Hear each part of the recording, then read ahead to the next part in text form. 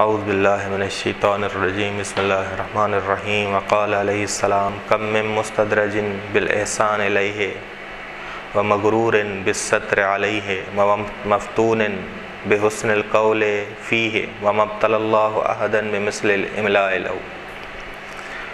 نہج البلاغہ کی شرح حکمت نمبر 115 ہے۔ امام علیہ السلام فرماتے ہیں کتنے لوگ ہیں جو خدا کے احسان اور نعمتوں کے نازل ہونے سے غافل ہو جاتے ہیں۔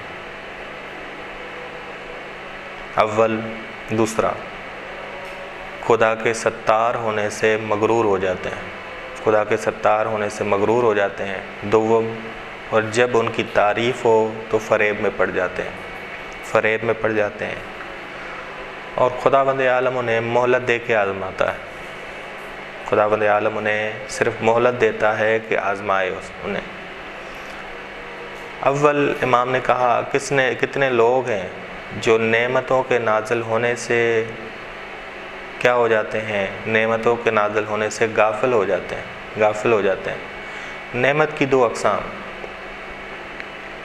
اسبغ علیکم نعمہ ظاہرۃ و باطنۃ، اس نے تم پر نازل کی ہیں، آشکار کی ہیں ظاہری نعمتیں اور باطنی نعمتیں۔ ظاہری نعمت ہے یا باطنی نعمت ہے؟ ظاہری نعمت قرآن کریم نے کہا کہ المال والبنون زینت الحیات الدنیا، یہ ظاہری نعمت ہے، زینت حیات الدنیا۔ مال اور اولاد دنیا کی زندگی کی زینت ہے، یہ صرف دنیا میں سود بند ہے۔ یوم لا ینفع مال ولا بنون، قیامت کے دن لا ینفع مال ولا بنون، نہ مال کام آئے گا نہ اولاد کام آئے گی، نفع دے گی۔ اگر انسان سالک اللہ ہے تو ظاہری نعمتوں کو راہ راست پہ استعمال کرتا ہے، ظاہری نعمتوں کو راہ راست پہ استعمال کرتا ہے، معنوی نعمت کو معیار قرار دیتا ہے، معنوی نعمت کو مہم قرار دیتا ہے اور اسی سے ظاہری نعمت کو استعمال کرتا ہے۔ بس پہلے مد نظر کسے رکھتا ہے؟ معنوی نعمت کو، اور معنوی نعمت کے سائے میں ظاہری نعمت کو استعمال کرتا ہے۔ سالک اللہ یہ ہے۔ بس معنوی نعمت جیسے توحید ہے، رسالت ہے، امامت ہے، یہ ہر جگہ فائدہ مند، دنیا میں بھی اور آخرت میں بھی، دنیا میں بھی آخرت میں بھی۔ کہ قرآن کریم نے کہا من یطع اللہ والرسول، جو اطاعت کرے خدا اور اس رسول کی پس وہ ساتھی ہوگا انبیاء علیہ السلام کا، صدیقین کا، شہداء کا، اور یہ بہترین رفیق ہیں دنیا میں بھی اور آخرت میں بھی۔ وحسن اولئک رفیقا، اور یہ بہترین رفیق ہیں دنیا میں بھی اور آخرت میں بھی۔ بس ظاہری نعمتیں معنوی نعمت کے بغیر غافل کر دیتی ہیں، قارون بنا دیتی ہیں، فرعون بنا دیتی ہیں۔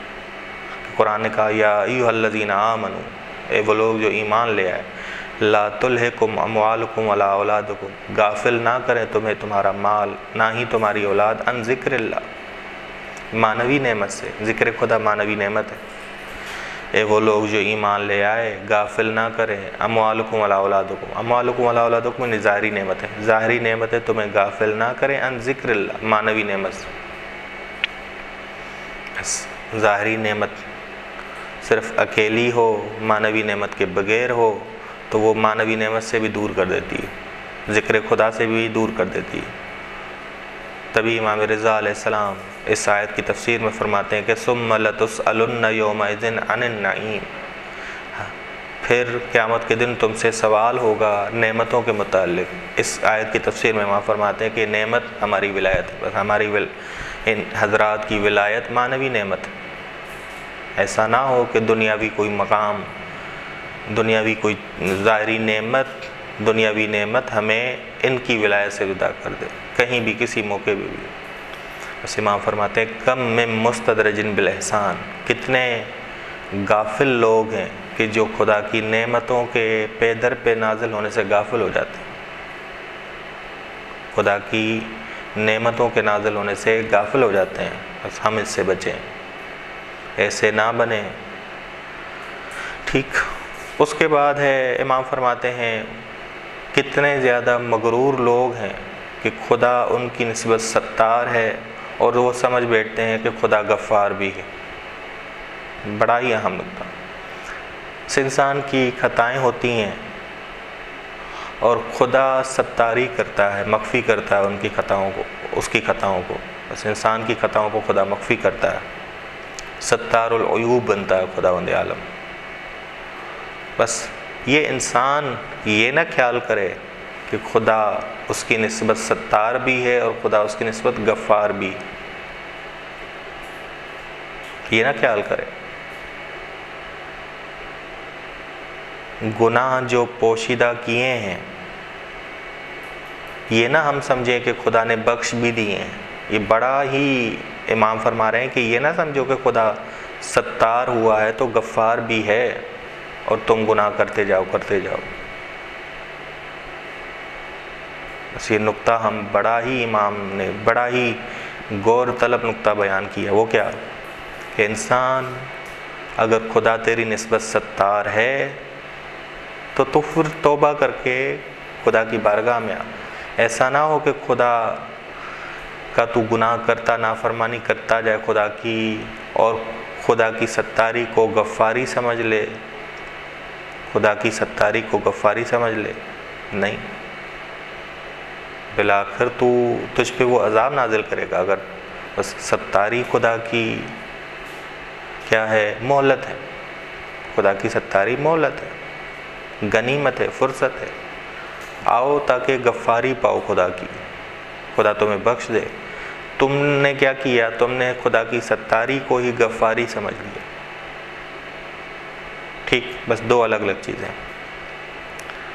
کبھی خدا ستار بھی ہے کسی کی نسبت، غفور بھی ہے کسی کی نسبت، رحیم بھی ہے، تینوں ایک ساتھ۔ کبھی خداوند عالم کسی کے لیے صرف ستار ہے، وہ خود مغفور اور مرحوم نہ خود کو نہ سمجھے۔ امام یہ فرما، بعض لوگ ایسے ہیں جو خدا کی ستاری کو کیا سمجھتے ہیں کہ خدا نے ہمیں بخش دیا ہے، خدا نے ہم پہ رحمتیں نازل کی ہیں، خدا نے ہم پہ رحمتیں نازل۔ بس ہر وقت انسان اپنا محاسبہ کرے، اپنے آپ کو تولے، غرور سے بچیں ہم، اور خدا کی ستاری کو گریہ کر کے، دعائیں کر کے خدا کی بارگاہ میں خدا کی ستاری کو غفاریت میں بدل دیں، غفاریت میں بدل دیں۔ یہ اہم ترین نقطہ۔ تیسرا اہم نقطہ امام فرماتے ہیں کہ جب ان کی تعریف ہو تو وہ فریب میں پڑ جاتے ہیں۔ بس بعض لوگوں کے لیے اگر کوئی دوسرا ان کی تعریف کرے تو یہ زہریلا تیر بن جاتی ہے، تعریف زہریلا تیر بن جاتی ہے اور شدید زخمی کرتی ہے انہیں، شدید زخمی کرتی ہے۔ تبھی ہم سے عرفا کہتے ہیں کہ اگر کوئی تمہاری تعریف کرے تو فوراً 2 رکعت نماز پڑھو، تواضع اختیار کرو، خدا سے دعا کرو کہ خدا مجھے لائق بنا، جو صفات انہوں نے میرے لیے ذکر کی ہیں وہ میرے اندر آ جائیں، خدا علیہ۔ اور جو وہ نہیں جانتے کہ میری کتنی بری صفات ہیں، انہیں بخش دے خدا عالم، انہیں تو بخش دے میں۔ بس تیسری چیز کہ اگر کوئی تمہاری تعریف کرے، تمہاری حسین تعریف کرے، بہترین تعریف کرے، تو تم فوراً سجدہ شکر میں جاؤ، تواضع اختیار کرو اور کہو کہ خدا یہ میرے اندر نہیں ہے، مجھے لائق بنا کہ میرے اندر یہ آ جائے۔ اور جن بری صفات کے بارے میں یہ نہیں جانتے خدا، انہیں وہ بخش دے میرے۔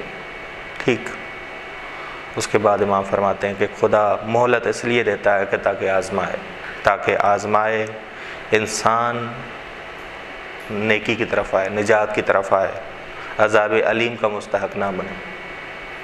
لیکن بعض لوگ ایسے ہیں جو مہلت سے گناہ کو زیادہ کرتے ہیں اور عذاب علیم کے مستحق بنتے ہیں۔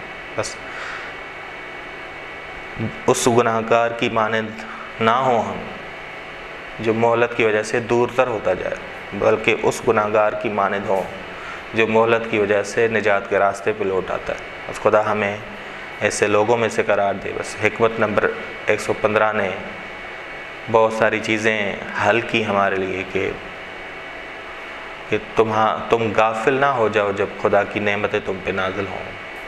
بس ظاہری نعمت کے ساتھ تمہارے اندر معنوی نعمت بھی ہو، توحید معنوی نعمت کے سائے میں تم ظاہری نعمت کو استعمال کرو، اور خدا کی ستاری کو غفاریت نہ سمجھ بیٹھو، غفوریت نہ سمجھ بیٹھو، اور دوسرے کی تعریف سے تکبر کے شکار نہ ہو جاؤ، تکبر کے شکار نہ ہو جاؤ، بلکہ تواضع اختیار کرو اور خدا کی آزمائش کو مہلت قرار دو کہ مہلت ہے، لوٹ آؤ خدا کی راہ۔ صلی اللہ علی محمد اہل بیتہ الطیبین الطاہرین۔